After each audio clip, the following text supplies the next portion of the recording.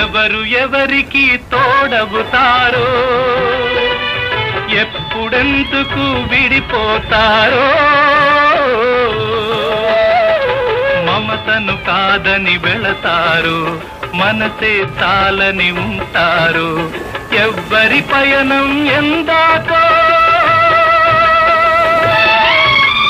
అడగదు ఎవ్వరిని, బదులే దొరకదని. అడగదు ఎవ్వరిని, బదులే దొరకదని. కడుపు తీపికి రుజువేముంది, అంతకు మించిన నిజమేముంది. కాయే చిట్టుకు బరువైతే చిట్టును భూమి మోస్తుందా? ఇప్పుడు తప్పును తెలుసుకొని